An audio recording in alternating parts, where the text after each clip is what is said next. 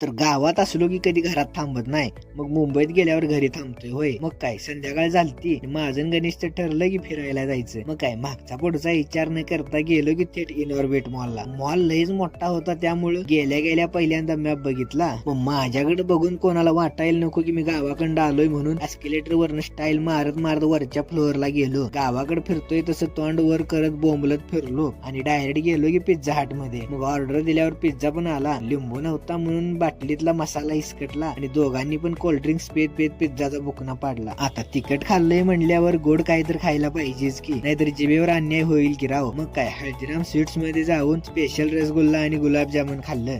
तर खरं सांगू का, रसगुल्ला आणि गुलाबजामुन तुमच्यासारखंच गोड होतं राव. तिथून गेम झोन मध्ये जाऊन थोड्या गेम्स खेळलो, पण शेवटी मनाला असं वाटलं की मॉल मधल्या गेम्स किती पण ऍडव्हान्स असल्या तरी गावाकडे मैदानातल्या खेळात जी मजा आहे ती इथल्या मॉल मधल्या गेम मध्ये नाही बघा.